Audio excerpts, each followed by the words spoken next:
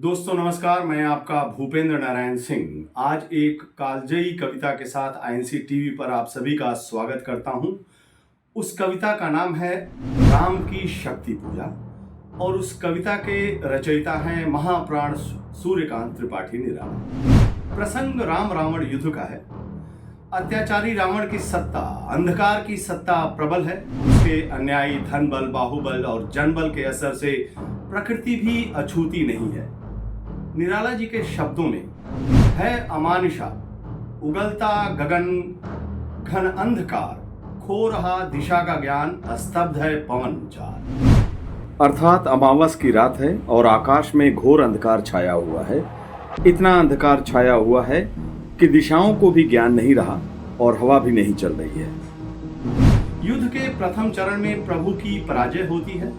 युद्ध के अंतिम परिणाम को लेकर वो संशय में पड़ जाते हैं और अपने साथियों से कहते हैं, मित्रवर विजय होगी न समर, यह नहीं रहा नर वानर का राक्षण से रण, उतरी पा महाशक्ति रावण से आमंत्रण, अन्याय जिधर है उधर शक्ति। अर्थात प्रभु श्री राम विभीषण से कहते हैं कि हमें अब युद्ध में सफलता नहीं मिलेगी। इसका कारण यह है कि जो युद्ध हो रहा है उसमें यह मनुष्य से राक्षसों का युद्ध नहीं है, बल्कि इससे भी कुछ अधिक है।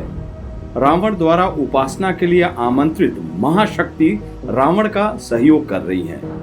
प्रभु श्री राम कह रहे हैं कि शक्ति को न्याय और धर्म के साथ होना चाहिए, लेकिन वह शक्ति अधर्म और अन्यायी रावण के साथ है। समस्या की असली जड़ यही है, अन्याय जिधर है उधर शक्ति।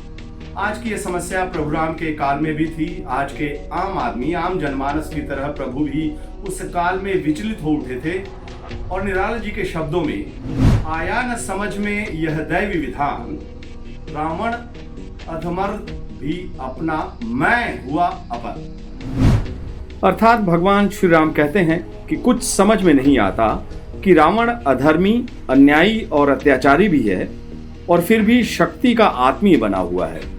मैं धर्मनिष्ठ होकर भी पराया बन गया हूँ। इस शाश्वत समस्या का समाधान जामवंत बाबा बताते हैं।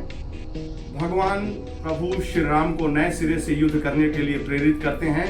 वो भगवान राम से कहते हैं, हे पुरुष सिंह, तुम भी यह शक्ति करो धारण, आराधन का दृढ़, आराधन से दो उत्तर। अर्थात कि हे राम, मैं इसमें अस्थिर और व्याकुल होने का कोई कारण नहीं देखता हूँ।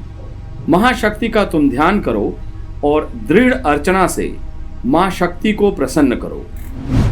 प्रभु श्री राम नए संकल्प के साथ शक्ति पथ पर उतरते हैं, शक्ति की मौलिक उपासना करते हैं, लेकिन उनकी आखिरी परीक्षा बाकी थी। संकल्प सिद्धि के आखिरी क्षण में देवी पूजा के फूल खुद गायब कर देती है।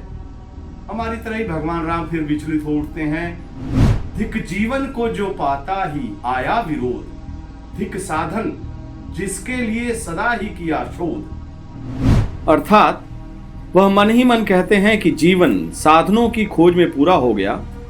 जीवन में सबका विरोध सहन करता रहा। उन समस्त साधनों को धिक्कार है जिनको मैं खोज करता हूं। लेकिन प्रभु के व्यक्तित्व का एक पहलू था, उनका एक और पहलू था जिसे निराला जी शब्द चित्रों में ढालते हैं। वह एक और मन रहा राम का जो न थका, जो नहीं जानता दैन्य, नहीं जानता विनय। अर्थात जैसे ही प्रभु श्री राम के मन में आत्मविश्वास की भावना जागृति हुई, वैसे ही उनकी चेतना पर पड़ी हुई माया के सारे आवरण हटने लगे। प्रभु राम अधर्म की सत्ता के नाश के लिए अपना सर्वोच्च बलिदान के लिए तत्पर हो उठते हैं। पूजा के फूल के बदले अपनी एक आंख चढ़ाने के लिए तैयार हो जाते हैं। उनके साहस और संकल्प को देखकर देवी प्रसन्न हो उठती है और उन्हें विजयी भाव का आशीर्वाद देती है। होगी जय, होगी जय, हे पुरुषोत्तम नमी। नमस्कार।